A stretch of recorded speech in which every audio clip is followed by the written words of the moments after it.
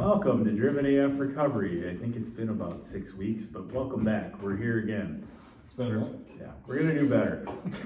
We have a new series that the core members, at least the three of us, and maybe a couple of the other regulars, we're going to do, stories, our actual stories, like not in full detail, but at least let y'all out there know like where we come from and who the fuck we are.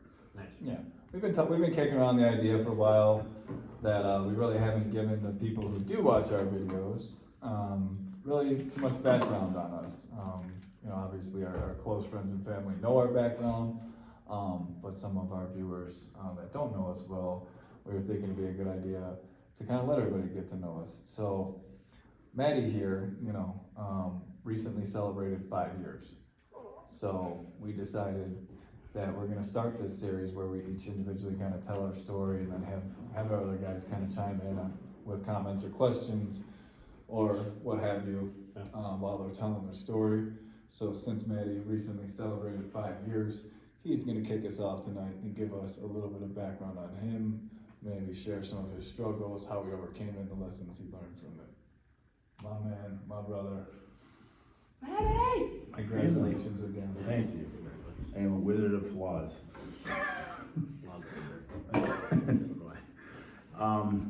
We did this for alumni tonight, and I always feel weird as fuck talking about myself, so here we go. I'm not going to get into all the before history. I'm just going to say there was somewhere between 13 to 15 years that I was a drug addict. I did every drug known to man using my rationale of maybe I can control the next one until I ran through them all and then started over. Stupidity, but I've been to prison, I've been to hell and back, I've got multiple felonies and DUIs, and I have a license back and all that's part of the story. But at any rate, I'm not going to delve into all the details and rough shit about that, because anybody that's in recovery that's watching probably already knows and has their own story that's not that much different to one degree or another. I was an IV drug user. I didn't smoke shit, but I shot it and I fucking snorted it and I ate it, and that's that. Where the story changed was November 29th in 2018. I came to ECS when it was only one ECS. Now there's three. And I am grateful as fuck to be the clinical lead at the third one now. Things have changed, but that's part of the story. I was a union iron worker for 25 years before I retired. I came into treatment here from a friend of mine who, rest in peace, Boston Mike, like you got me here and you were a good friend while you were here. I came here, I didn't know how the fuck to live sober anymore. I didn't know how to do anything. I wasn't even really making it to work more than 3 days a week at the end, and sometimes it was worse than that.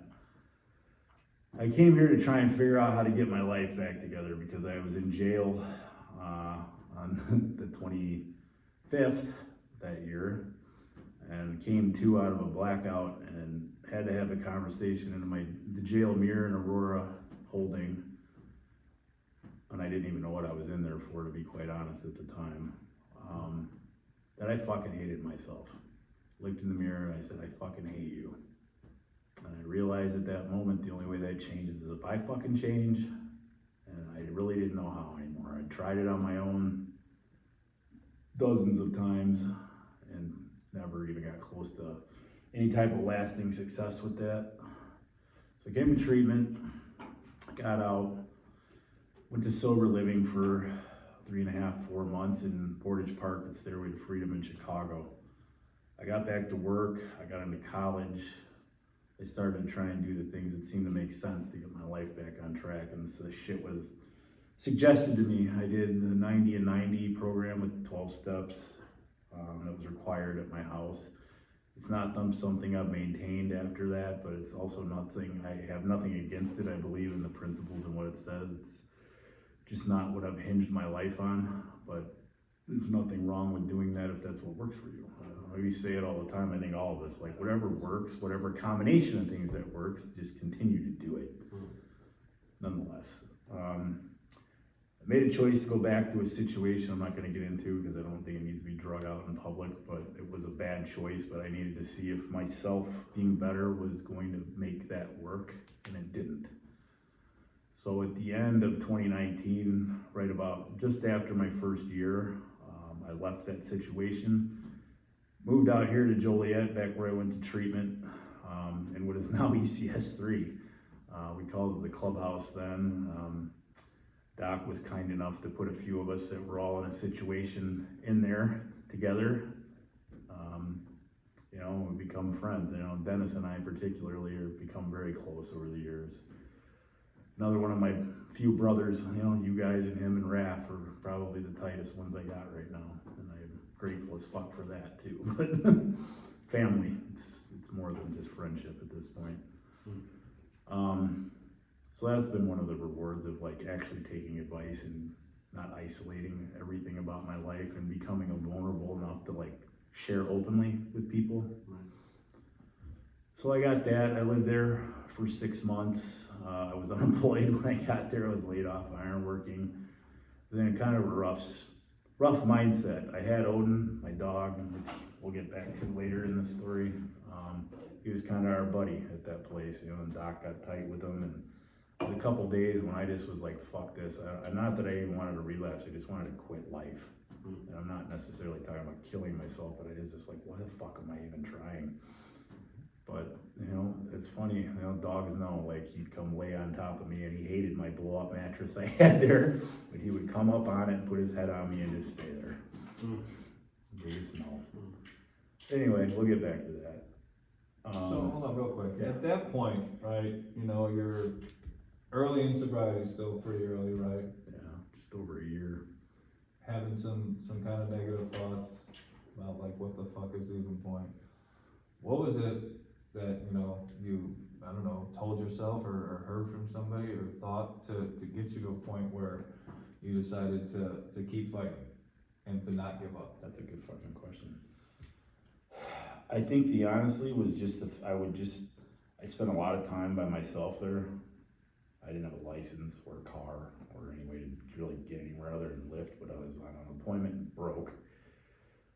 And I would, you know, I'd spend the day with Odin, and sometimes, you know, Dennis would be around. Keen was sleeping because he was working midnights, and I just kind of tell myself, like, I know the only way that gets better is if I just continue to feel the fucking pain I'm feeling right now, because I mean, it was going through divorce, so there was a lot going on.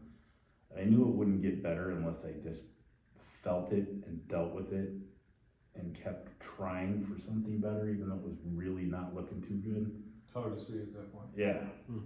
But there was a night we went and we had to pick up Keen's Suburban in New Lenox at this shop, and it was like midnight. We'd gone out to eat, and like I was in Doc's car, and like Keen and Dennis got in that, and oddly enough, the New Lenox police showed up, of course, because it's midnight. We were grabbing a car from the fucking shop parking lot. That all went down, and it was fine. None of us were wanted anymore. I don't think so. Yeah, that might have been a problem in history, but at any rate, you know, they hopped in, and like as we were about to pull out, Doc turned and looked at me, and he's like, "Are you okay?" And I'm like, I remember saying, "Define okay." And he's like, "Well, like." That tells me you're not. Right. I'm like, man, I'm sober. I'm hanging on. I mean, I have good people. I'm grateful for you guys, but like, the rest of my life is a fucking shit show, and I'm struggling to figure out how to put it back together. You know, and we talked a little on the way back, and then the next day he's messaged me, and I was working out. I'd like taken a lift to Zip in Joliet. I was working out, and I got a text saying, "Hey, you've been training me for like the last 9 months." He's like, "I want to put a gym in one. I want you to figure it out, and I want you to tell me what you want to do and how much you want, and fucking put it in a proposal. Email it to me later." And I was like, all right, that's cool. I got excited about that. I needed something, and I'm well aware that it didn't know it at the time, but Doc was well aware of what he was doing too. It's from the night before, I'm sure. This came to me later, like a couple days later. I was like, yeah, he knew you needed something else to kind of give your life some meaning. yeah, meaning, exactly. Yeah. So I had enough of my old gym shit that I did get from my last situation that I put that shit together. I sent him the thing, and he's like, "That's not enough money." He's like, "How about this?" I'm like, "All right, yeah, I'm good. Let's do this." So I started a corporation that I had before and failed in my addiction. So whatever. started an actual corporation, a business account, did it all like legit, you know, accounts and all these things that I was like, what the fuck am I doing? But it was a good experience. Like I did it, and that's what I was doing for like the end of January, February, and then into March, and then I got called back to work, so I was doing both. So all of a sudden now I'm super busy. Now the whole time I'd still been reading, and that's also what got me through too, honestly. Like that question you asked, I've been listening to like Jocko and Jordan Peterson. This shit was all kind of still new to me. Right. And what they were saying, I was hearing it, and it was making fucking sense. And I'm like, fuck, man, all right. That was keeping me like, I just need to get my shit together to where I can do these things. So I would work on discipline. I worked out all the time. Like even when I was doing nothing, I would just embrace the shit I can do to the best of my ability to a point. I would even go over and just hang out at ECS1 a lot for hours, just talk to guys. I know, I remember I was in there. Yeah. And I was like doing the groups and whatever, you know, I'd started that. And then, you know, I started to get busy, and, you know, Dennis and Keen started to get on my nerves with being slobs. Sorry, guys. I love you. But I moved out into my own apartment with Odin, and I had gotten my driving permit, but it was COVID at this time. So I waited for the paperwork for fucking 4 months. Actually, a little more, 5, I think, closer to 5. I got it, I did what I had to do, but then I went and I already had a truck, which was whatever. I went and bought another truck, a nice truck, and I was required to have a bait, even though I didn't drink, and I was pissy about it. I never drink.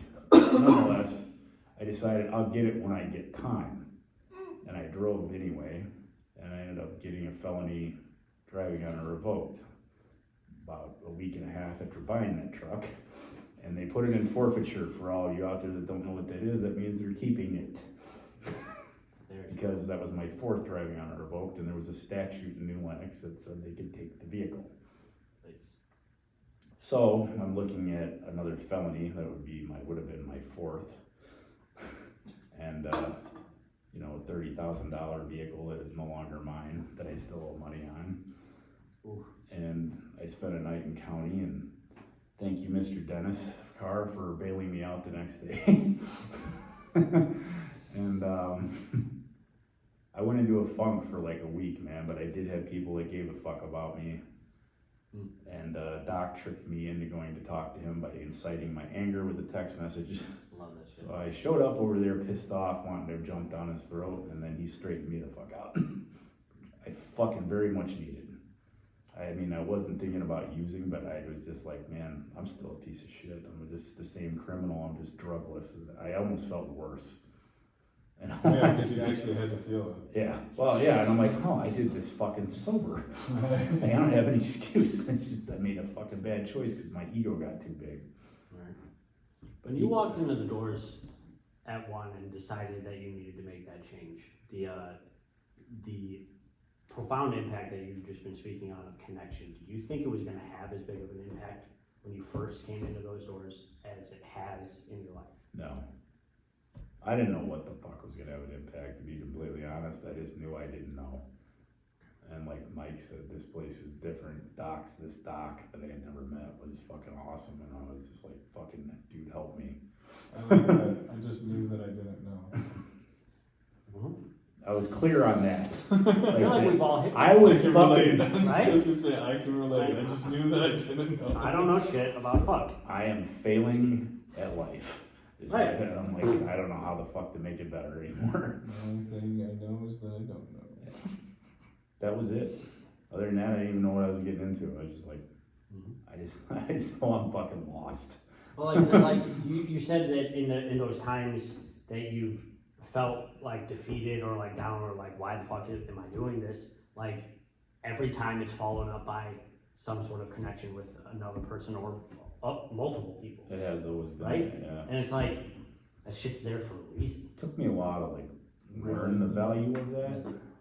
Because even all along, I mean, when I moved in with Keen and Dennis, I knew them. They were my friends, but I was still like, I don't know if I trust these motherfuckers. Like, I would tell like, I don't know if they're trying to get over on me. Like, I would have that same bullshit mentality that it took a long while to get away from that, honestly. honestly. Well, I mean, as with anything. Yeah. Especially, I think it's so like common too with like the lifestyle you came from specifically, right? Like, no need to get into that, whatever, but it's like, it's a lifestyle where you're not really in the business of making real, genuine connections with people that you feel you can trust and having bonds. It's like, okay, this motherfucker says he has my back, but I'm still going to watch my back when he's behind me. Very much so. I mean, I had a legitimate life as a union iron worker. I mean, I played football for a while. I fucking was a very successful powerlifter and strongman before this all started. Even at the beginning of it, I managed to do it all together for a while. But I also had a shady criminal side to the life I was living then too. So yeah, I think it's the company you keep is what makes you. That's what made me feel that way. Makes you have trust issues. Yeah, it's just, let's be honest, you're living among criminals and thugs and addicts. And How can you not? and I didn't trust myself because I was an asshole too, and I knew it. Oh, dude, yeah, that's where it stems from. I was just having that conversation earlier. It all starts from within and seeps out to everything else. So, the truck incident thing happened in like September of 19. And so that all, Doc pulled me out of my shell. I got myself back to work. I had a week off from an eye infection that was so bad I couldn't see out of one eye. Went back to work. This doc had made the point to me, amongst other things, but just the fact that just one mistake does not mean you stop going the direction you were going. He basically ended it with, are you going to handle this or are you going to fold? And I just immediately was like, I'm fucking handling it. Challenge accepted. Yeah, so I went back to handling it. I was gonna say this. Calm down, little brother. Okay. So I went back to work and I kept working out, and it was a lot of nights back then. I would like go home and there was nothing. It was me and Odin, and I was grateful for him. But I'd sit there and just be like, "Is this it? This is the best life gets?" Which wasn't bad. It was better than it had been, but I was like, "Fuck." Wasn't like satisfied with at all. Yeah. And I met my wife in October, so that was an upswing. She brought a lot of benefit to my life and still does. Got married January 1st of that year. We had a long distance relationship for 2.5 years. Little time with her living here and a lot of visits to Washington. That's just part of the greater story. The next year, she was moved in March. We had, like I said earlier, at a St. Bernard, 2 Great Danes and 2 Yorkies in a small 2-bedroom apartment. And I was like, holy shit, I need to get something better than this for all of us. And then I realized my credit was still not good. So I had to face the challenge of fixing that shit, which I had honestly avoided for the first 2 years because I didn't want to fucking deal with it. See, and you learned a lesson in credit, and then you helped me. And me. And, From the written. Right. So, and by the time, this was in like late February, I realized this. And by the time April came, I had gotten it up enough that I could buy a house. Where I had started at 480 is where I was at when I checked coming out of treatment. That's when I was like, fuck this, I'll just buy everything in cash. But life changes, so I don't know, lesson learned there for anybody out there, don't put that shit off. It's not that hard to do, but I just didn't want to look at it. We managed to buy essentially what was always my dream house, 4 acres of not farmland, but surrounded by farmland with barn, a shop, some outbuildings, and a log cabin house. Had always been my dream, in all honesty. I grew up in the country, and I was like, I can't believe this is fucking happening. real quick. So you said 3 months from the time that you found out your credit was shot till you bought a house. Well, I mean, I knew it was shot, but it was like 525 at that point. What I'm trying to get at though is like you said, you put this off for a while, right? Knew it was Over years. 2 years. Right. To find out that 3 months of work was all it would require to get you to a place where you needed to be to have what you want. Correct. It just proves that like we always make this shit up in our head. Like, this it's is gonna gonna be take this years. huge 110%. 90 days later, you're You're a fucking homer. I was at 600. Right. We got the house and moved in July, and then not even a month in, Bobby had to go back to Washington to finish what she was doing there. So we had the goats already. I don't even remember. No, that was later. So I was there. Odin and the two little Yorkies stayed with me. The Danes went with her, and just kind of went about life, man. I did a bridge job that was 3 months of a ridiculous amount of hours, where some days I just slept in my car and didn't go home. I remember that. I was like, bro, you're out of your fucking mind. Slept in mine. I still think I am. 2 hours. Okay. But it helped with some certain things, you know, like it started that another gym, like it was moving forward things, so like that was making that kind of shit possible, financially anyway. So I did tell myself though, if it got to the point where I felt like using or I couldn't handle it, I wouldn't do it anymore.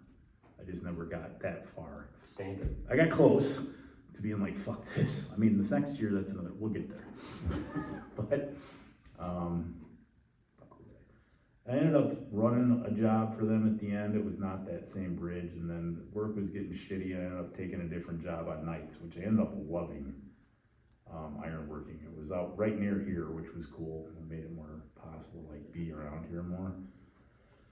And shit was smooth. That's when we were really getting into these videos to begin with. Like, shit was going well. I was happy at work. Like, it was a fucked up shift. It was like 5 p.m. to 3 a.m., but I actually really liked it. Right. You know, the gyms, everything was going pretty smooth. Like, and I said earlier, talking in our alumni group, like, when you get those months or years or whatever it's going to be of those times, man, don't fucking forget to be grateful, because they don't come around all that often. Something I didn't realize at the time, but you know, things were going to kick me in the dick a little bit later on. But enjoy the times when they're there, at any rate. So that come to April, and Bobby got to come back again for a few months.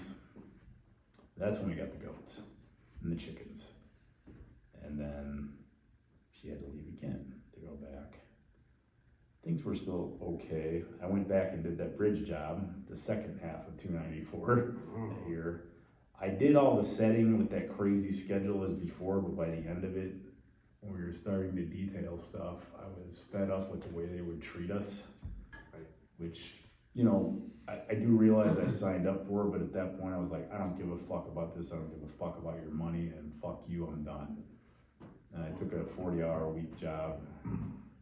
And that's when I started to talk to Doc about getting a CADC, and like this work part, you can work part-time at 3. It's still iron work. That was the plan. I'm like, okay. So I started that process. Then work got really shitty in December, so I spent a lot of time working on ECS 3, doing construction with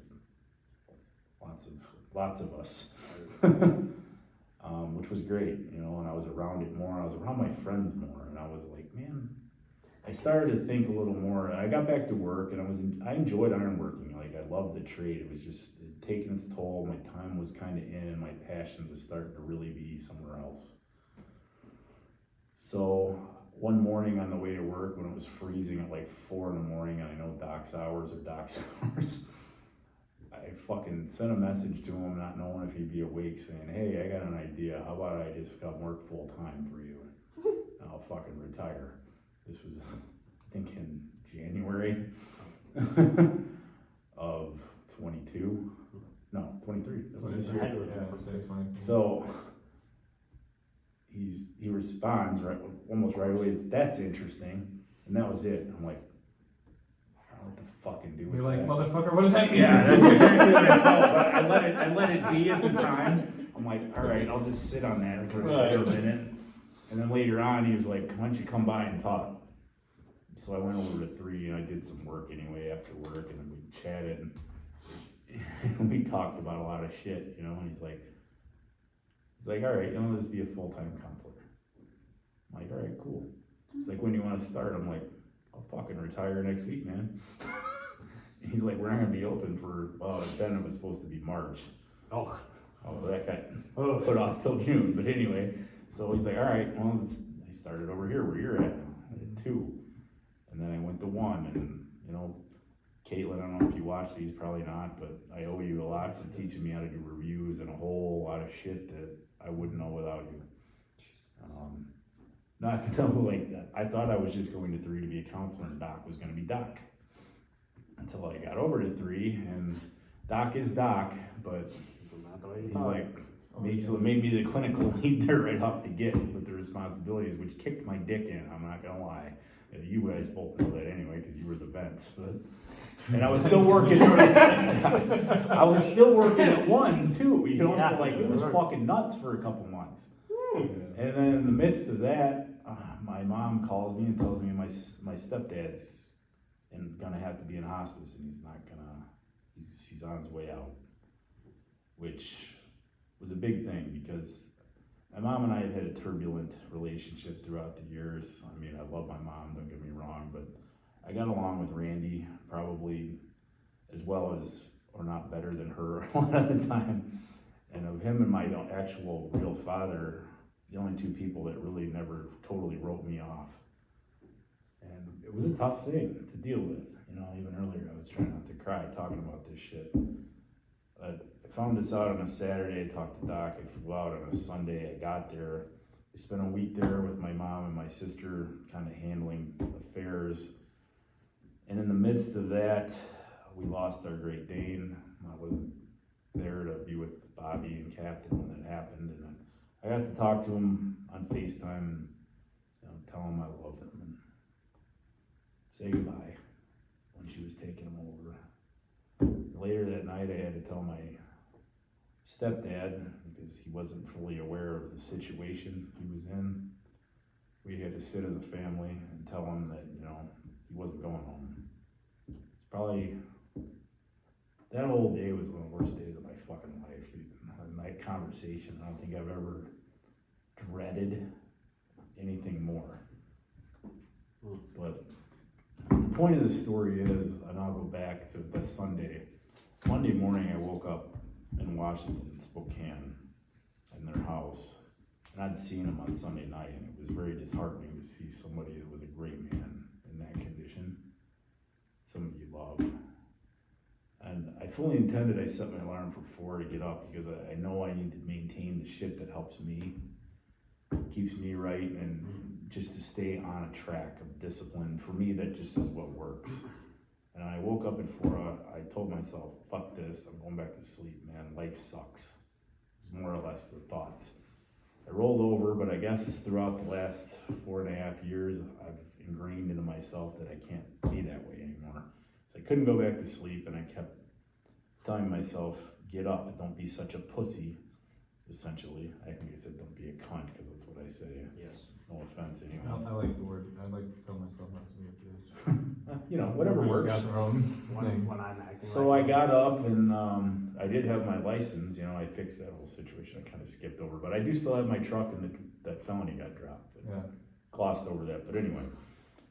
I decided to walk to a gym 2 miles away because I'd never driven my mom's car, nor had I ever really had the ability to when I was there legally. But I didn't want to wake her up and ask her. I didn't want to assume it was okay. Sure. So I walked to the gym, I worked out, and I walked back. So that was a nice way to... I started the day the way I fucking planned I would, which meant something to me because, I don't know, to me that's how adversity has to be handled. It has to be, you have to handle the shit you always handle and then add that thing on top. Unfortunately, that week it ended up being 2 things. I came home, went back to work for a week and a half, and then he did pass away in hospice peacefully, so I went back for a couple more for the funeral. And I come home and I'm thinking, all right, maybe the fucking hard shit's over. I forgot to even say in February, I found out my kidneys were at the time were at 36% function also, which was news to me. So this is all this year. Felt like every time I turned around, like some shit was happening. My dad had 3 mini strokes this year. Just a lot of shit. And I'm like, man, what the fuck is going on? I don't know if you guys ever experienced this, but like, I would ask them, like, is my whole life crumbling around me right now? Is it over? Is everything gonna fucking fall apart right now? That's the thoughts I was starting to have about life. I'm like, what the fuck is happening? But at any rate, the kidneys have come up to 52, so I've addressed this, I've lost weight, done what I was supposed to, control what I can. And I accepted the fact that the rest of it's outside of anything I can do. Take my meds, I get my blood tests, I actually started taking care of myself. So for any of you out there in recovery that have not gone to get yourself checked out, just out of probably the reasons I didn't the first 4.5 years, because I kind of didn't want to know, I would highly recommend doing it. I'm sure I would have been in better shape had I done it coming out of treatment. Alright, bro, I said I was gonna do it. Damn. But anyway, Damn. so I quick. think, oh, go I ahead. was just gonna say, bro, I know you're in the middle of this, but I wanted to touch on something before I lose my train of thought, because, We're good at no that. memory.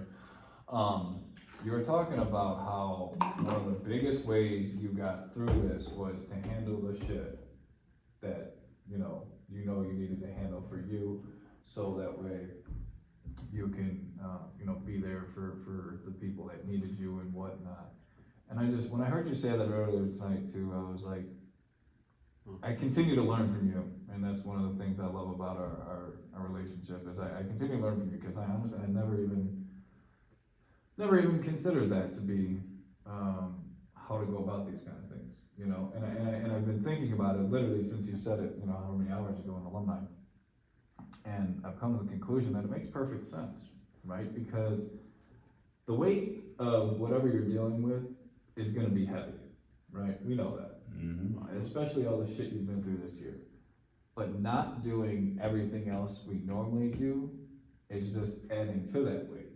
Because now you have the weight of feeling like, oh, I'm not handling anything, and I got all this shit coming to me, so now I have the weight of, I'm not handling my personal responsibilities, right, for my own well-being, and now I got this other weight of whatever it is, that you're dealing with of life on top of you as well, making it probably 10 times heavier than it needs to be. But it's people's natural reaction, right? Like you said, you wanted to just roll over and go back to bed and be a lazy fuck, and you would have felt like shit about it later, and you're already gonna feel like shit later because you're dealing with some heavy shit. And I knew that. Right. And I just wanted to point out that I think that's I've learned that really, from I don't know. listening to people, reading shit. I mean, this was actually after the fact, but one of Bedros Koulian's more recent videos, he's talking about losing his mother. And he's like, just because something happens doesn't mean the rest of your life stops. You have to be the leader, be there for your family, do all the things you do every single day, and then add whatever the fuck just happened in on top until that's done. And I was like, fuck, I did the right thing. But I mean, I'm sure I picked that up from all these people and the things I read and listen to. And I just knew that is the answer, man. And it does fucking suck, but I mean, in all honesty, lifting the weights and taking the hikes in the mountains out there during that week is probably the only thing that did keep me from losing my shit. Right, you know that, right? It gave you a little bit of at least peace and, I don't know, The gym solace for a little bit, And the gym I went to was the one I used to go to with my stepdad when I was out there. Right, So talk about home. that, definitely meant something. There was good memories to that. Right. Yeah, that's powerful. I'm putting it in let's say workout terms. Like when you're gonna start adding more weight to your set, you warm up first with the shit that you're used to for a certain amount of time. And then until you add that more weight, this emotional weight, you have to continue to do the stuff that you've been doing to be able to push that weight. I can see that. Good way to look at it. I like it. Okay, I'm sorry. I don't know. It doesn't matter. It's not that. Anyway, so I came back and I was back at work and I was thinking, all right, I'm just gonna get back on my shit, and this shit's gotta be done right now for a little bit. Other things happen. My wife's whole family, her daughter's son-in-law, our other son that hadn't lived with me prior, I left that out, but Aaron, I'm proud of you. And the 3 grandkids moved in to our property, not to the house, but in the outbuildings, I was a little just scared. Sure. It wasn't dread, they're great people, and I knew that ahead of time, and I was but there was this fear of I don't know what, I don't know how to deal with having all these people around. I don't know, am I enough to handle all this? Am I enough to be a good example for all these people? It was all this crazy shit going on, and it caused a lot of fucking anxiety. And then they got here, and it is great. I value fuck out of it. It's beautiful, you know. It's frustrating at times, but I know I'm frustrating to them at times, but like, it's been great, and I'm fucking glad it happened. But that caused some issues, and then November 11th, you know, I brought up Odin earlier at St. Bernard. He'd been my fucking rock and my best friend for 6.5 years. And, you know, I know they don't live forever, especially those big dogs. He was a big boy. And I figured, you know, hopefully I got a couple years left, and I was not ready for him to not be there. And we just lost Cap, which was horrible. But November 11th, I took him to get groomed, and his stomach flipped. For anybody that doesn't know, big dogs can have such a big chest cavity, their stomach can roll over, and that causes typically death. There's a lot of issues, obviously, that come from something like that. It happened, he had been fine, and then it just happened. And I took him to U of I Champagne's emergency vet, pretty much knowing what I was going there to have to do. He climbed up in the front seat of my car with me on the way there when I was doing 110 down 57. He'd never once done that. He'd always been behind there. He'd put his head on my shoulder or whatever. I knew there was something seriously wrong.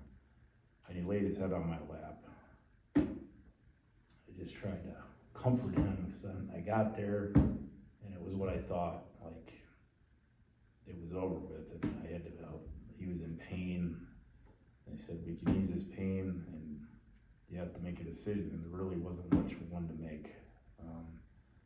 Well, I lost him that night. After all this other shit, it was, like I lost my best buddy. Fuck.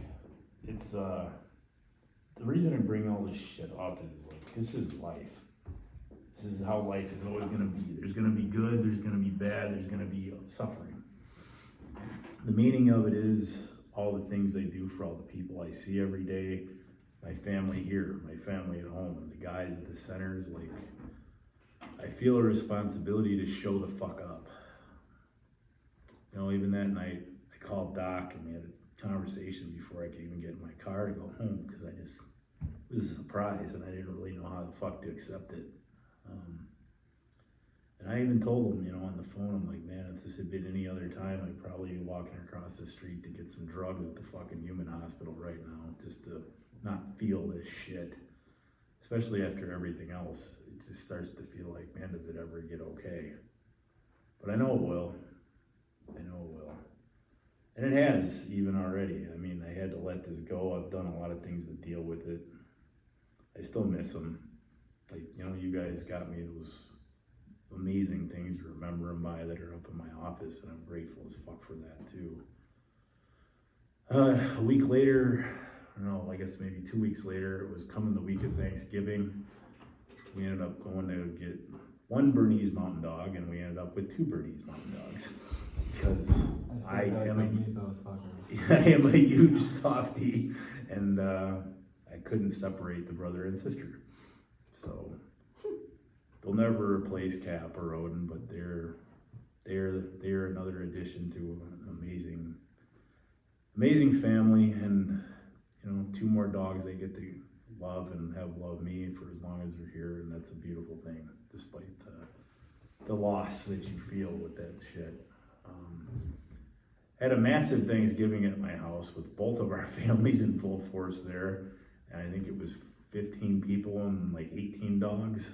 That's awesome. Which was pretty wild. I've never had anything like that. 18 dogs. Oh, that sounds like heaven on earth. And it was cool, you know, it was a little overstimulating for all of us, I think, but it was awesome. It was really cool. You know, I did a little work over the weekend, but I got to spend a lot of time at home and enjoy the pups, and like life is becoming good again. You know, like the upswing is friendly here, I hope. I hate to say that too confidently, but like family's good. I'm grateful for everything that's going on. Like, I think I got my perspective realigned, because sometimes I get fucked up on what's important, and sometimes it's, the reminders are there. So I don't know, there's always something to be learned from everything, and I may be losing fighting through all this shit made me realize that like a lot of the shit I worry about, like money or the shit I own, or like that shit really doesn't matter that much, man. The people in your life do, the good you do, the people you touch, the animals even, you know, that you touch and touch you, you know, like it's just, you know, I got to go to Washington DC with my wife last weekend for Women of the Trades convention, and like that was awesome. The time with her, seeing the Capitol was cool. I got to lift at Arlington Gold, shout out, it was awesome in Virginia. See all that shit, and like the people I got to meet were so cool, like the BA and the training coordinator and all the ladies from 598 pipe fitters, and like one of the husbands who's also a fitter. Like I had a really good time with, man, and it was good people, and it was cool. It was moving to see like all this shit that went on, and like really I've been in the trades for all that time, and I never really grasped like what women deal with as far as working in a trade full of men and full of a lot of struggle. I don't know, it gave me a perspective I'd never really thought through much. I mean, I was always trying to treat women with respect on my jobs, but I'd seen how they had been treated by others, and it would piss me off, but I never really ever put any more thought into it than that. Right. And I was like, this is pretty cool shit. Like, I don't know, I'm glad I got to experience the whole thing. Yeah. So, I don't know, that's the story, I guess, up until this point. You know, Ooh, I like that. I've embraced kind of a different perspective this week. Like, I know what's important, I know what matters, and I'm going to like handle people and some things in my life in a much better way than I have on and off, because letting my anxiety and my fear and shit like that get to me. But I realize there's really not that much to be afraid of anymore, man. I got a couple questions. Yeah. Sure. I'm sure you do too. Probably not as much as you.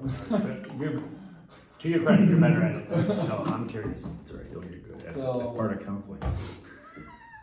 Say, Jim. You shared a lot of your struggles, a lot of the lessons learned. What do you think was the most difficult change you had to make from the old way you did things to the way you do things now? What was the hardest either habit to break or,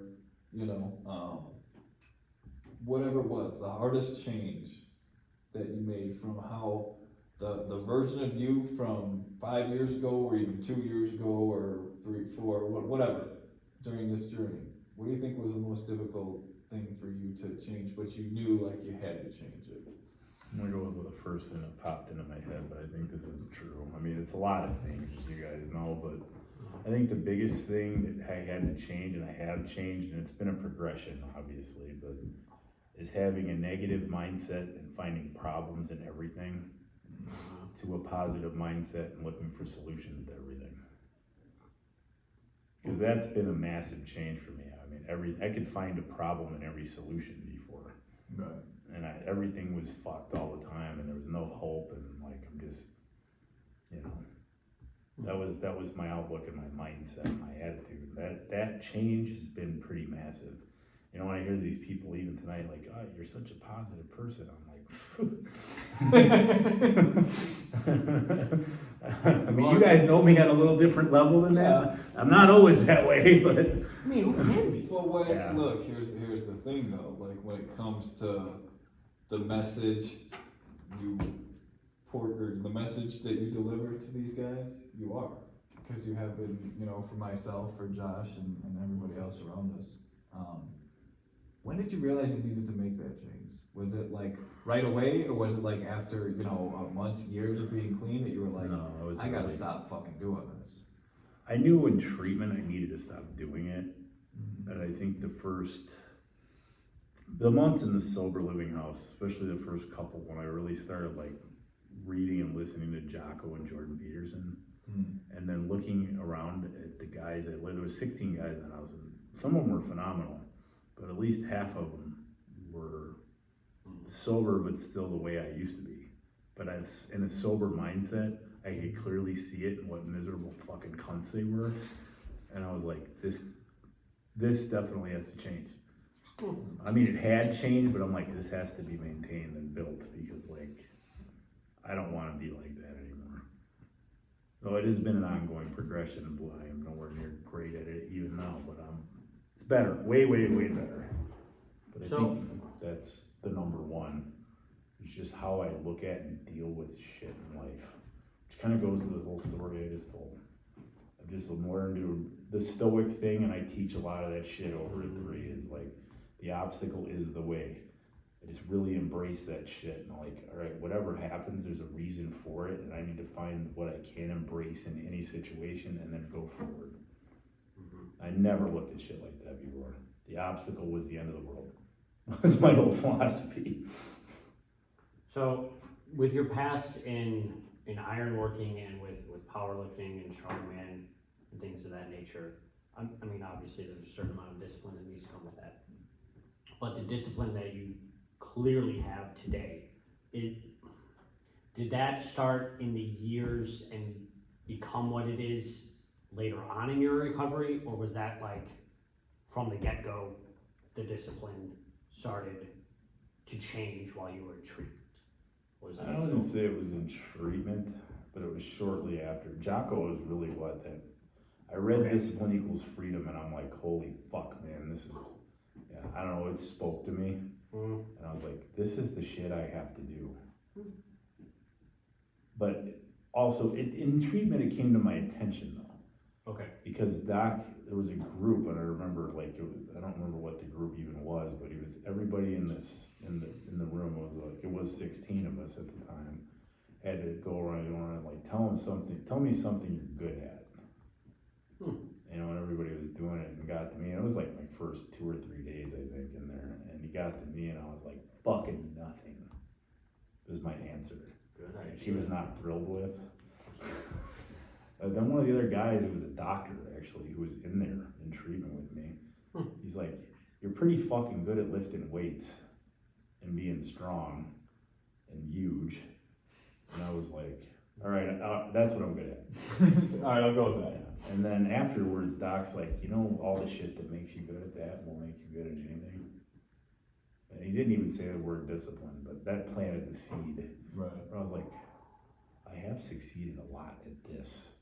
So I started to think about it in treatment, like, what has made me so good at this?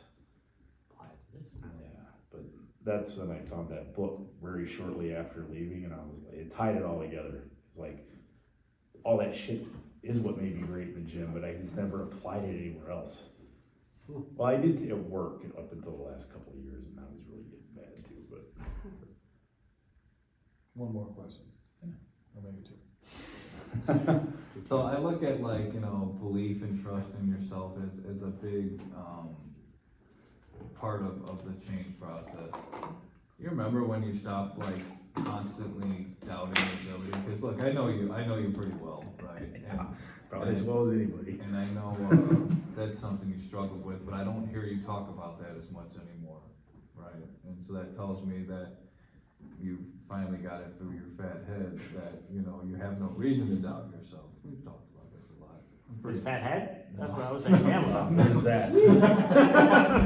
He's stubborn, right? Just like me, you know, it's probably why we get along. Probably. You know, it was something that, you know, there was a lot of doubt, a lot of, you know, self-doubt about what you were capable of doing and stuff, and I don't hear that from you very much anymore. And I just kind of am curious as to what changed, or how you changed it, or how you stopped dwelling on that or entertaining that bullshit. I have an answer to pretty that. recent. It is. It was last 2 years. The timeline, it would have been not this last September, the one before. It was when I was doing that bridge job the first time. And then Aaron got accepted into the Memphis Ironworkers, but needed money to get down there, money to get started, money to get his truck paid off so he could actually take it down there because it was fucked up and it was an expensive fix. And, you know, Bobby was dealing with some shit out in Washington, and my dad was had a stroke like all in a week. And I figured that all out while working all those hours and got everybody what needed to be done, including me. And after that was done and settled, and then I actually flew out to Washington for my birthday, because that was right at that time, it was that time in September, and I came back, and like Aaron was gone, but like everything that seemed like I had 3 or 4 mountains that I couldn't handle even independently, but it all got done and handled, and everybody got what they needed, and like everything was okay. And I was going to work when I got back, and I was like, fuck man, like there's nothing to really be afraid of anymore. Like, I've handled all this shit that has come, I've come out on top of it one way or another, and it just hit me in the car. It was just like, no matter what happens, I'm gonna figure it out. That's where that came, it was just that moment, but it was like after handling a lot of shit for a few years, it just finally hit like, fuck man, like, whatever happens, I'm gonna be okay. It's gonna be alright. Yeah. Whatever it takes. I remember that moment though, because it was like a fucking epiphany. I was just like, fuck. Felt good. It's like, all right. I mean, there's still been some doubt here and there with different things, or I don't know how I'm gonna do this or how I'm gonna handle it, but it was never like it was before, you know? It was more of a question of how, not like, can I? You know you fucking. You know, if you know why, you'll figure out how, right? There you go. Oh my gosh, I can never hear that enough. I don't live for I just saw one with Dave Tate, you know, he's a power leader, he's the guy that owns Lead FTS. I was watching one of his podcasts with fucking Bedros actually, and he said through adversity becomes prosperity. I like that one too, but Oh, I gotta write that down. I printed it out, put it up at 3. Any other questions? No, comments? Steve, stop making me look bad. I'm not making you look bad. Well, one of you 2 motherfuckers is next, so. Josh, or I can go next, whatever. Josh clearly doesn't want to do something. I'm just kidding. But anyway, Matty, thank you for sharing your story for everybody. guys. We're gonna share the shit out of this on all social media platforms, so feel free to share it. Please. Hopefully, I know you guys got something from that. This man has dealt with what could have felt like an insurmountable amount of shit to some people, and he's taken it on and gotten better from it, and succeeded in all aspects of his life, and I've gotten to have a front row seat. And I couldn't be happier for you, and I've learned a great deal from you, man, and you know, it's a pleasure to get to watch you kick ass and take on shit that most people would crumble at, so. And to It's a give us, pleasure for me to watch you guys do it too. to give us some inspiration to do it for ourselves. Like he said, I've learned an insurmountable amount of knowledge in the past year of like truly knowing you and becoming your friend and brother. Like, it's invaluable to me. So thank This you is very what this much. shit's all about, man. Build your army, as Raph says, right? Oh.